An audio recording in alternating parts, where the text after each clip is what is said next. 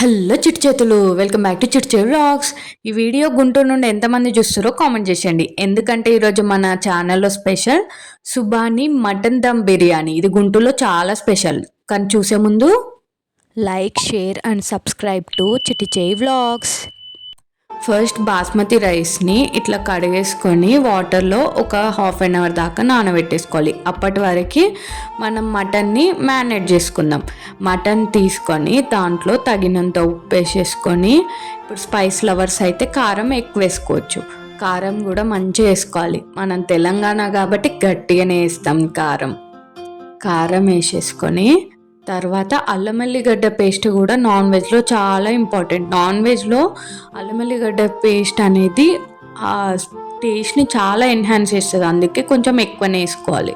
ఆ తర్వాత కొంచెం పసుపు వేసుకొని, పచ్చిమిర్చి ఉంటాయి కదా ఇట్లా పొడుగానే కట్ చేసుకొని వేసేసుకోవాలి.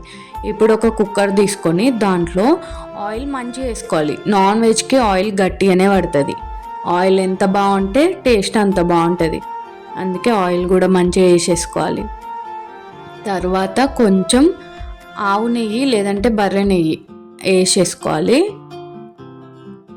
నేనైతే ఆవు నెయ్యి వేస్తున్నా. కొంచెం వేసేసుకోవాలి. కొంచెం కాకపోయినా మీకు ఎంత నచ్చితే అంత వేసుకోవచ్చు.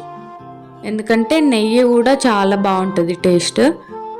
ఆ తర్వాత ఇప్పుడు కొంచెం మసాలాలు వేసుకోవాలి కదా, అందుకే ఇలాచి ఒక గుప్పెడులాగా వేసుకోండి, లేదంటే ఒక 10 దాకా వేసుకోండి. వేసుకున్న తర్వాత ఇప్పుడు లవంగాలు కూడా కొన్ని వేసుకోవాలి. ఇప్పుడు దాల్చిన చెక్క కూడా చిన్న చిన్న ముక్కలు చేసుకొని వేసుకోవాలి.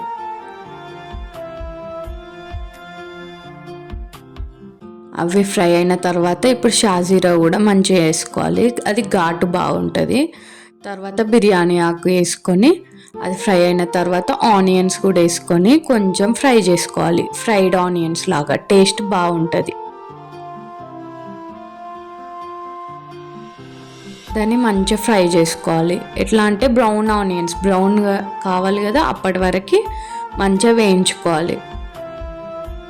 ఆనియన్స్ కొంచెం వేగడానికి టైం పడుతుంది, సో కొంచెం పేషెన్స్తో చేయాలి. ఇప్పుడు చూపెడుతున్నా కదా, అంత ఫ్రై అయితే సరిపోతుంది. మనం మ్యారినేట్ చేసుకున్న మటన్ ఉంది కదా, అదంతా వేసుకోవాలి దాంట్లో. అంటే మ్యారినేట్ అంటే ఇప్పుడు కలిపి ఫ్రిడ్జ్లో పెట్టుకునే అవసరం లేదు. ఇది నార్మల్గా మనం మటన్ కర్రీలా చేసుకుంటాం కాబట్టి అవన్నీ రెడీ పెట్టేసుకొని ఇందులో వేసేసుకుంటే సరిపోతుంది. ఆ తర్వాత పుదీనా కూడా వేసుకోవాలి. పుదీనా ఇంకా కొత్తిమీర 2 వేసేసుకొని మళ్ళీ కలుపుకోవాలి దాన్ని.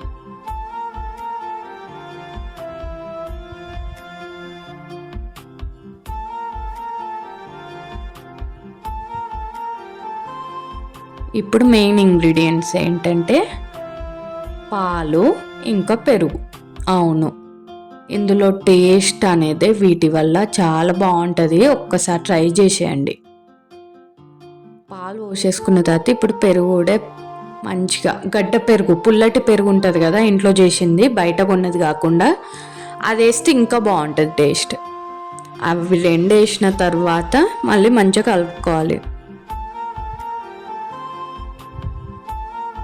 ఇప్పుడు టమాటా ముక్కలు కూడా చిన్న చిన్న కట్ చేసుకుని వేసేసుకొని మళ్ళీ కలుపుకోండి.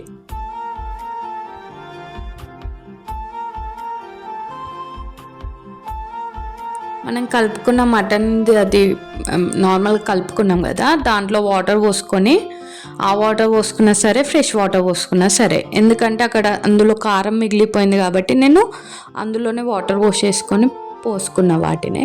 ఇప్పుడు మంచిగా కలుపుకొని కుక్కర్ మూత పెట్టేసుకొని ఒక 3 to 4 విజిల్స్ వచ్చే వరకు ఉంచాలి. అప్పటి వరకు మనం బిర్యానీకి వాటర్ రెడీ చేసుకుందాం. అందులో ఒక గిన్నె తీసుకొని అందులో వాటర్ పోసుకొని అందులోనే సాల్ట్, కొత్తిమీర ఇంకా షాజీరా, ఇలాచి, దాల్చిన చెక్క అన్నీ వేసుకోవాలి. ఇప్పుడు ఆయిల్ కూడా కొంచెం పోసేసుకోవాలి. తర్వాత అవసరం లేదు ఆయిల్ వేసుకోండి. ఇప్పుడు బియ్యం నానబెట్టేసుకున్నాం కదా, దాన్ని కూడా వేసేసుకోవాలి మొత్తం. ఇప్పుడు అది బాయిల్ అయ్యే వరకు మన విజిల్స్ వచ్చిన తర్వాత ఒకసారి చూడాలి ఉడికిందా లేదా, టేస్ట్ కూడా చూసుకొని ఉప్పు పడితే ఉప్పు, కారం పడితే కారం వేసేసుకొని మనం ఎందులో అయితే బిర్యానీ చేసుకుందాం అనుకుంటున్నామో అందులోకి ఇది ట్రాన్స్ఫర్ చేసుకోవాలి. ఇప్పుడు బియ్యం కూడా ఒకసారి బాయిల్ అయ్యేటప్పుడు చూసుకోండి, 70% ఉడికిందా లేదా చూసుకొని దాని నుండి దీంట్లోకి బిర్యానీ ఎందులోకి వేసుకుందాం అనుకుంటున్నామో అందులోకి ట్రాన్స్ఫర్ చేసేసుకొని దానిపైన జీడిపప్పుల కోసం ఇప్పుడు ఒక గిన్నె తీసుకొని అందులో నెయ్యి వేసేసుకొని జీడిపప్పులు వేయించుకోవాలి. అది వేయించుకునే వరకు అది మొత్తం కలుపుకోండి. అట్లా మటన్ ఇంకా రైస్ రెండు కలుపుకోండి అది ఫ్రై అయ్యే వరకు.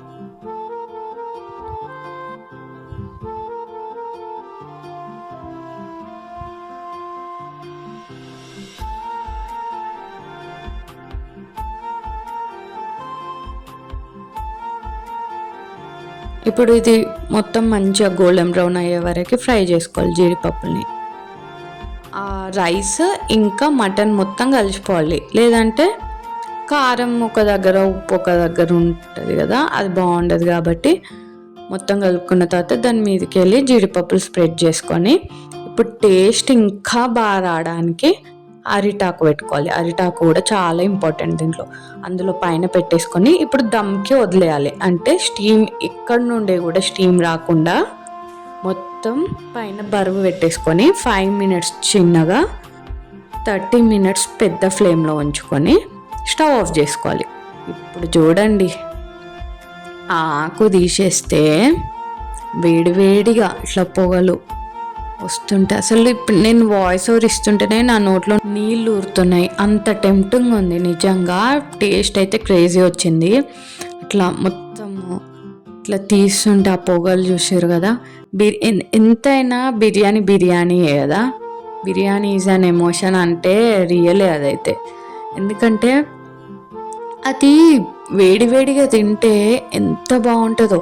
ఇప్పుడు ఒక ప్లేట్లోకి అరిటాకు తీసుకొని దాంట్లో మంచిగా వడ్డించేసుకొని పక్కకి ఉల్లిపాయలు కూడా పెట్టుకొని తింటే క్రేజీ ఉంటుంది అసలు. చూసిర్రు కదా ముక్క కూడా ఎంత బాగా ఉడికిందో, ఫుల్ టెంప్టింగ్గా, ఫుల్ జ్యూసీగా ఉంది. మరి మీరు కూడా ఒకసారి ట్రై చేసి ఎట్లుందో కామెంట్ చేయండి. సబ్స్క్రైబ్.